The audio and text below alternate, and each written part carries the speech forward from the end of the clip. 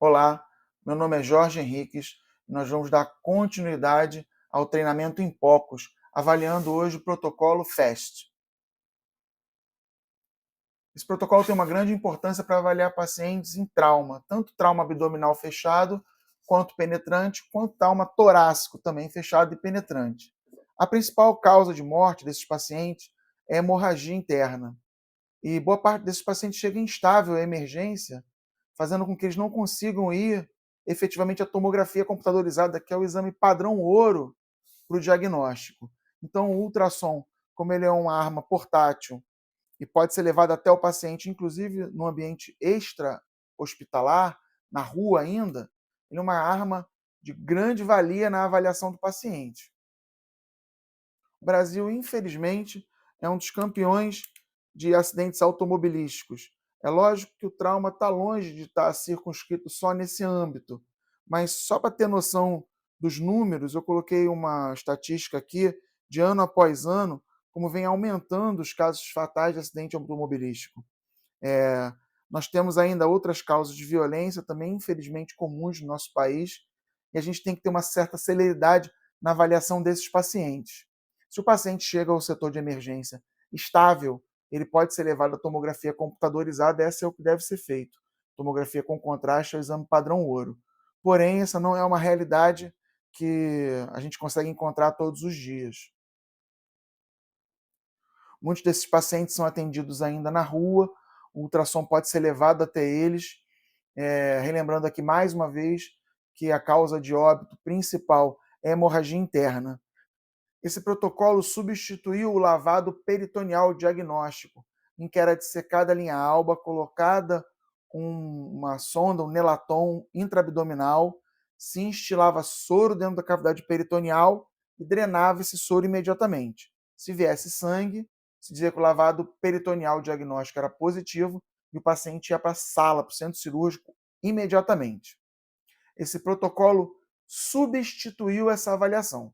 Então, ao se encontrar sangue na cavidade abdominal, representada por líquido livre no FAST, o paciente deve ser levado à sala e isso não deve ser postergado. O exame deve ser realizado em 5 minutos. E houve uma extensão do exame para o tórax para se avaliar hemotórax e pneumotórax. A gente deve completar esse exame num tempo curto. Para isso, a gente tem que estar bem treinado. A gente vai dividir esse exame em etapas. Etapas da avaliação abdominal, no espaço de Morrison, no espaço espleno-renal, na bexiga, em volta dela, se tiver líquido livre, o exame é considerado positivo também.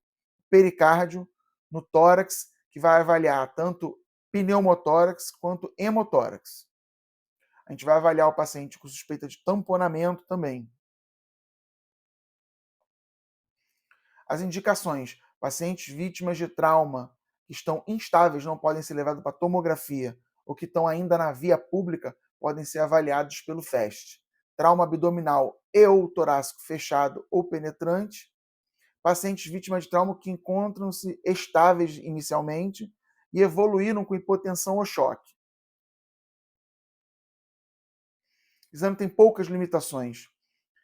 Algumas são importantes. Acho que a principal é que ele não localiza o órgão afetado.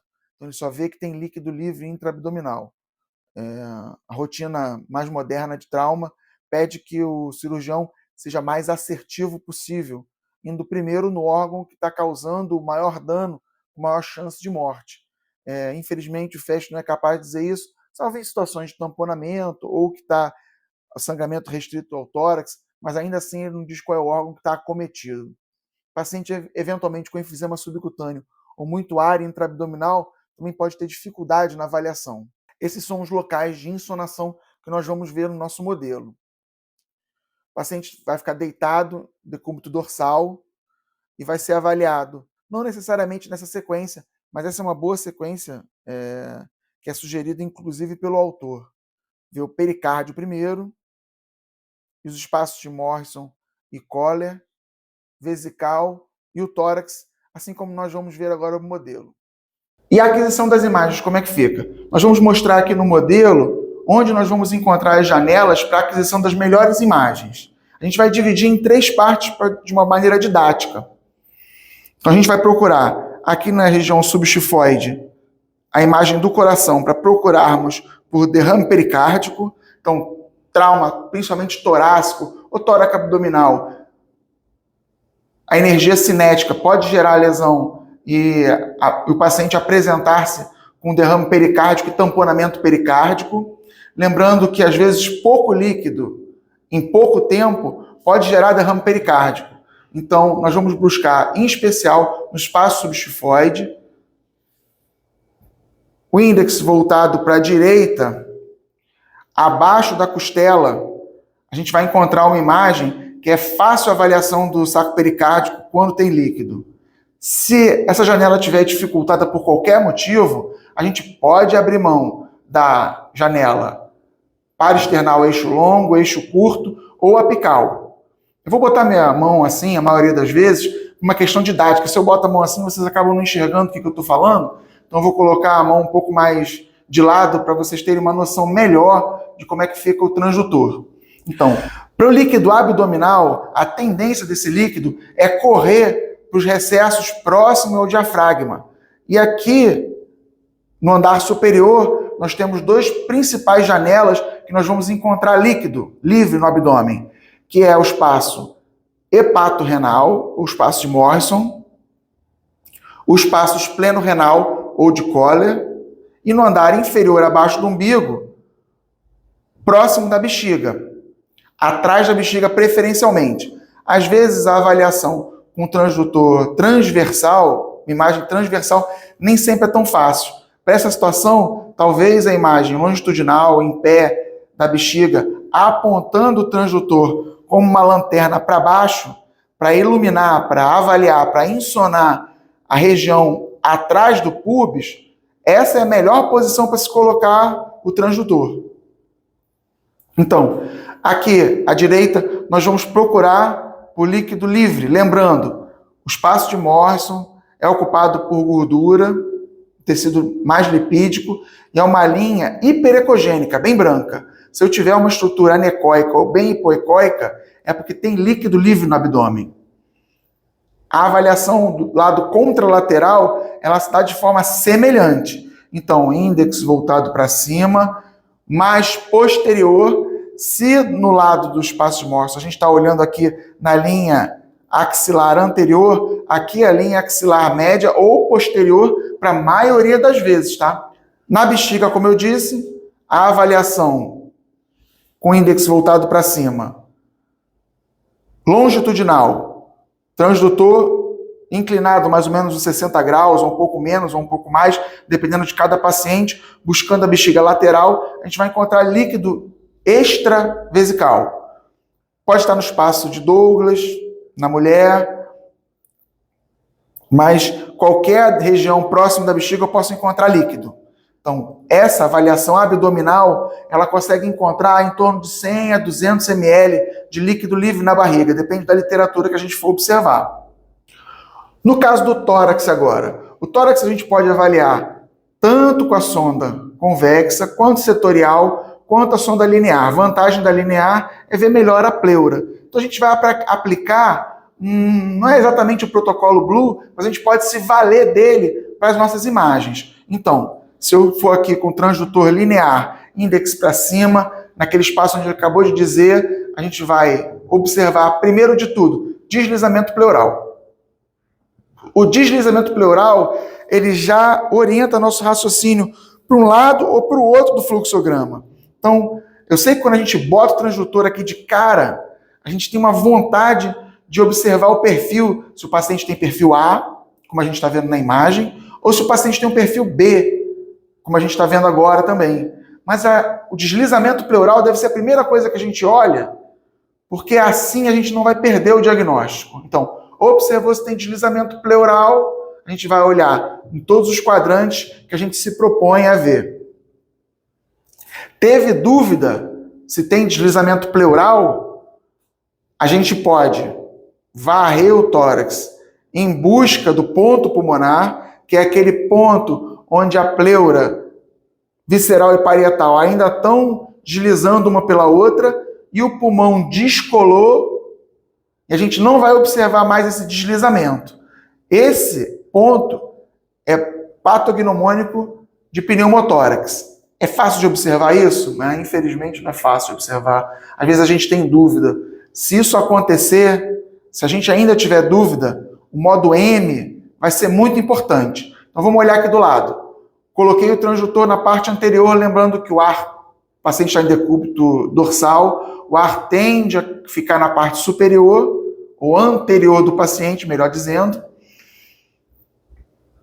A gente vai buscar deslizamento pleural. Não encontrou deslizamento pleural, vamos olhar no modo M, como a gente está vendo na figura aqui do lado. O modo M normal, a gente vai ter um padrão A, pulmão airado. A gente vai ver esse padrão que a gente está observando agora, que é um padrão chamado de beira de praia. Os tecidos todos são com a impedância diferente, vão transmitir o som de forma diferente para o nosso transdutor, e é esse padrão que nós vamos encontrar. Completamente diferente desse segundo que a gente vai ver agora ao colocar o transdutor, que é um padrão em código de barra. É uma imagem monótona, com riscos horizontais, e que definem a presença de pneumotórax. Aqui na base, um pouco acima de onde a gente observou o espaço de Morrison, a gente vai olhar quadrante superior direito e esquerdo, um pouco para cima, a gente vai olhar o diafragma.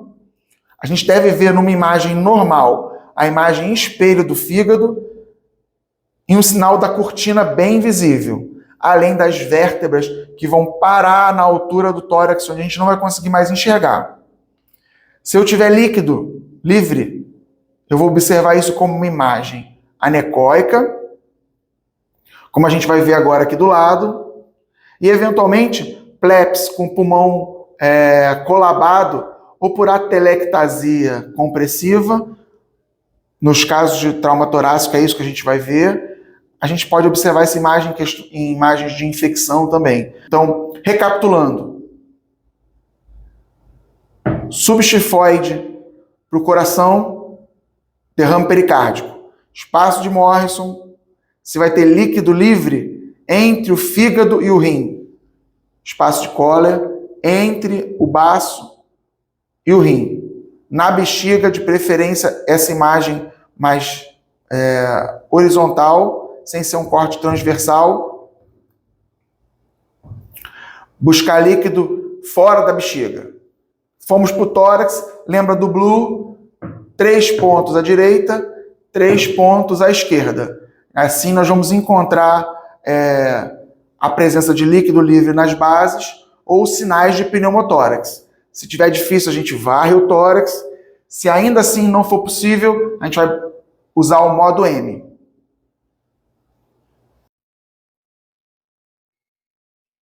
Então, hemopericárdio, hemoperitônio tem uma sensibilidade, respectivamente falando, de 85% a 96%. E especificidade superior a 98%. Então, é uma avaliação com uma grande sensibilidade e especificidade. Volumes de líquido entre 100 e 200 ml são passíveis de serem vistos. Na maioria da literatura vai dizer que é de 150 e 200 ml. A gente teve a vantagem do IFEST contemplar o tórax. A gente encontra 2 órgãos aí fundamentais em que lesão nesses órgãos implica um grau de mortalidade muito grande. O FAST gera uma rapidez de diagnóstico muito grande. Outras condições de choque, que pode ter líquido livre no abdômen, mesmo sem trauma, podem ser avaliados com esse protocolo também. Dou exemplo aqui de gravidez tubária rota, que é uma situação dramática, potencialmente fatal, que dá líquido livre no abdômen. O FAST pode ajudar. Ele substituiu o lavado peritoneal e deve ser concluído 5 a 10 minutos. O IFEST estendeu para o tórax situações que a gente não contemplava com o FAST tradicional. Então, ele é um exame rápido, de fácil aquisição de imagens e de fácil treinamento. É fundamental quem trabalha na emergência, tanto no setor intra-hospitalar quanto extra-hospitalar, que usa ultrassom, conheça esse protocolo. Eu espero que esse conhecimento ajude a melhorar, aprimorar a prática clínica de todos nós. Muito obrigado.